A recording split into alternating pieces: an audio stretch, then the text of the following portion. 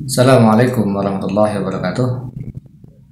Alhamdulillah kita bisa berjumpa kembali dalam kondisi sehat, semangat, dan selalu punya spirit sejarah untuk belajar dari sejarah. Di kesempatan ini kita akan mencoba berbincang-bincang ya. Kita akan mencoba untuk sedikit menganalisis sekaligus juga ya nanti kita akan melogikakan sejarah tentang pendirian Daulah Mamluk atau Daulah Mamalik ya. Kita urutkan dulu dari aspek penamaan ya. Penamaan Mamalik atau Mamluk dari kalimat malaka yamliku mamluk gitu ya. Berarti yang dimiliki, sebab pada awalnya ya sultan-sultan dalam dinasti Mamluk ini, dalam Daulah Mamluk ini adalah tadinya berawal dari budak yang dimiliki oleh sultan-sultan pada masa Daulah Ayyubiyah. Dengan kata lain mungkin tentara bayaran lah begitu ya. Nah, bagaimana sih sebenarnya proses pendirian Daulah Mamluk tersebut? Dan berapa atau sejauh mana sih urgensinya, pentingnya, eksistensinya Daulah Mamluk bagi peradaban Islam ya. Nah, itu akan kita bahas sedikit ya, sebab waktu tentu sangat terbatas. Baik, sebagaimana sejarah sebuah daulah atau dinasti tidak bisa lepas dari daulah atau dinasti sebelumnya ya. Bahkan bisa jadi sebuah kontroversi tapi menghasilkan sebuah peradaban yang baik. Seperti misalnya ya, ketika Daulah Umayyah ya, dalam tanda kutip merebut kekuasaan Khulafaur Rasyidin. Tetapi Daulah Umayyah sanggup mendongkrak peradaban Islam yang maju. Berikutnya ketika Daulah Abbasiyah ya, dalam tanda kutip merebut kekuasaan Daulah Umayyah, tapi Daulah Abbasiyah mampu mendongkrak peradaban Islam, bahkan sampai mencapai the golden age in Islam, zaman keemasan Islam ya. Nah, sekarang kita akan bicara dinasti Mamluk yang tidak bisa pecah, tidak bisa pisah dengan daulah sebelumnya, dinasti sebelumnya yaitu Daulah Ayyubiyah. Sebagaimana kita ketahui bahwa Daulah Ayyubiyah, sultan terakhirnya adalah Sultan As-Saleh Al-Ayyubi ya, putra dari Salahuddin Al-Ayyubi. Nah, As-Saleh ini punya istri namanya Syajarat Dur, atau bisa dikenal juga dengan Syajarat Ad-Dur ya. Syajarat itu pohon, Ad-Dur itu mutiara. Jadi disebut atau landiannya ya pohon mutiara begitu ya. Wanita yang soleh, cantik dan seterusnya. Nah, pada masa Sultan Saleh Al-Ayyubi, maka terjadilah di situ perang salib ya, perang salib. Maka Sultan Saleh di situ wafat. Sultan Saleh Al-Ayyubi wafat. Akan tetapi wafatnya itu dirahasiakan oleh Syajarat Ad-Dur. Dirahasiakan. Karena yang tahu persis tentang kondisi As-Saleh itu adalah Syajarat Ad-Dur, istrinya. Karena dia kebanggaan dari Saleh Al-Ayyubi. Jadi kemana-mana biasa dibawa ke medan perang. Jadi tahu ya kondisi suaminya seperti apa. Tetapi wafatnya suaminya tersebut, wafatnya As-Saleh, dirahasiakan. Kenapa dirahasiakan? Sebagai taktik, karena pada masa itu terjadi ekspansi besar-besaran ya, perluasan wilayah, serangan-serangan dari tentara salib. Maka kalau misalnya langsung diketahui bahwa Saleh Al-Ayyubi itu wafat, maka secara langsung, secara psikologis, tentara-tentara kaum muslimin saat itu tentu akan down, akan turun mentalitasnya. Sebaliknya, ya, pasukan salib akan lebih kuat secara mental. Maka dirahasiakan wafatnya as-soleh tersebut. Sehingga kertas-kertas kosong yang ada tanda tangannya as-soleh diambil alih oleh siapa? Oleh Syajarat Dur. Maka seolah-olah ya, instruksi-instruksi itu masih dari Sultan as-soleh. Padahal sebenarnya Sultan as-soleh ini sudah wafat. Nah, kemudian bagaimanapun ya, wafatnya seseorang termasuk sultan tetap diketahui nantinya. Sultan as-soleh ini memiliki seorang putra namanya Turansyah. Turansyah ini seorang putra as-soleh, tetapi bukan dari istri Syajarat Dur. Jadi kalau begitu Turansyah ini adalah anak tirinya dari Syajarat Dur ya. Nah, ketika Turansyah kembali dari Turki, maka Turansyah secara hukum memang berhak untuk menjadi sultan pengganti dari as-soleh ya. Tapi kondisi ini kan sedang kacau nih, sedang kacau politik. Umat Islam sedang menghadapi gelombang besar-besaran serangan dari kaum salib. Nah, tetapi pada akhirnya memang sultan diserahkan kepada siapa? Kepada Turansyah.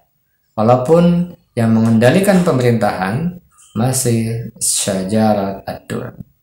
Nah, terbukti Syajarat Ad-Dur ini juga mampu mengalahkan tentara salib, ya, mampu mengalahkan tentara salib. Bahkan Raja Louis ke-9 bisa ditangkap itu dengan sebuah strategi bahwa gerbang Mesir itu, gerbang Kesultanan Mesir itu dibuka lebar-lebar ya, sehingga seolah-olah sudah kosong, sudah taklukkan oleh pasukan salib. Dan ketika pasukan salib masuk, maka dikepunglah oleh kaum muslimin, maka kalahlah di situ pasukan salib. Itu juga hasil taktik dari Syajarat Ad-Dur. Nah, secara de jure, secara hukum memang Kesultanan Al-Ayyubi dipegang oleh siapa? Oleh Turansyah ya, pengganti dari Sultan as-soleh. Tetapi ternyata Sultan as-soleh itu juga ada satu ketidakcocokan dengan ibu tirinya. Padahal ibu tirinya yang mengangkat dia sebagai apa? Sebagai sultan. Biasalah dalam politik seperti itu ya. Maka umat Islam semakin kacau lah di situ ya, sehingga akhirnya nanti karena Turansyah ini lebih berpihak kepada pasukan-pasukan yang dari Syria, sementara pasukan Mamluk yang sudah menjadi pasukan elit dari Sultan as-soleh sebelumnya tidak begitu dihiraukan. Sehingga apa? Sehingga terjadilah di situ kekacauan politik yang mengakibatkan wafatnya Turansyah kembali. Nah, ketika Turansyah wafat, maka yang menjadi pemegang kendali pemerintahan tunggal adalah Syajarat Ad-Dur. Tapi sayangnya Kekhalifahan Abbasiyah pun tidak mengakui kalau Kesultanan Ayyubiyah dipimpin oleh seorang sultanah, seorang perempuan, sehingga kacau juga di situ. Nah, untuk meredam kekacauan itu, maka Syajarat Ad-Dur nikah dengan panglimanya pasukan Mamluk, yaitu Izzuddin Aibak. Nah, sehingga yang menjadi sultan secara de jure secara hukum adalah Izzuddin Aibak. Walaupun ya secara strategi, secara pemerintahan ada pengendalian dari mana? Dari Syajarat Ad-Dur ya. Walaupun nanti setelah Aibak gitu ya, Izzuddin Aibak menjadi seorang sultan, tetap Syajarat Ad-Dur juga disingkirkan. Nah, sehingga setelah pengendali pemerintahan itu murni oleh Izzuddin Aibak dan dia dari Mamluk ya, maka sejak saat itulah berdirinya apa yang dikenal dengan Daulah Mamluk atau Daulah Mamalik.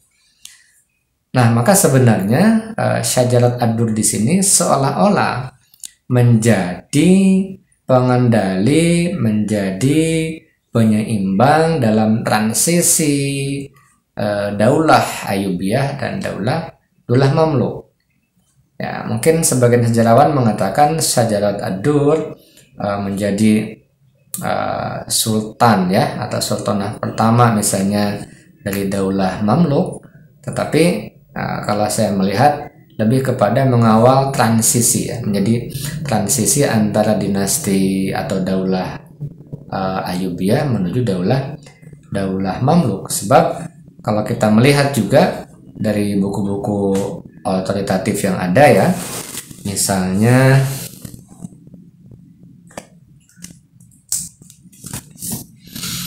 saya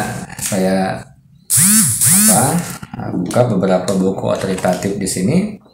Memang yang namanya Syajarat Ad-Dur tidak dimasukkan ke dalam sultan atau sultanah pertama Daulah Mamluk ya. Maka kalau begitu dia hanya sebagai seolah-olah menjadi penyelamat transisi ya, antara Daulah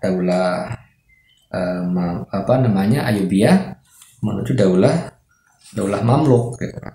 Jadi ya kita tidak menafikan ya pendapat-pendapat yang berbeda dari para sejarawan. Sehingga kalau kita bicara masalah sejarah ya. Nah, kalau kita melihat dari silsilah yang ada, silsilah tentang Kesultanan Mamluk gitu ya.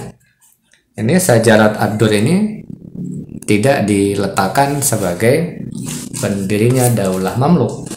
Ya. Tetapi yang pendiri sekaligus sultan pertamanya di sini adalah Izzuddin Aibak ya. Tahun 1250 sampai 1257 Masehi. Nah, maka perbedaan pendapat di dalam sejarah tidak harus kita tanya dengan pertanyaan normatif mana yang betul gitu ya. Tetapi tentu pertanyaannya adalah apa yang menjadi validitas bukti sejarahnya. Dan itulah cara kita untuk belajar sejarah. Jadi bukan semata-mata sejarah itu untuk dinilai, tetapi biarlah sejarah kita posisikan sebagai sejarahnya, bukan hanya dinilai sebagai masa lalunya. Sehingga apa? Sehingga ketika kita memposisikan seperti itu, maka kita akan mengambil spirit yang baik dari sejarah itu. Kita akan belajar sejarah ya, untuk apa? Untuk belajar dari sejarahnya, bukan hanya masalah kronologisnya, bukan hanya masalah biografisnya, bukan hanya masalah geografisnya. Nah, jadi kesimpulannya kalau begitu, maka pendirian dari Daulah Mamluk ini adalah adanya transisi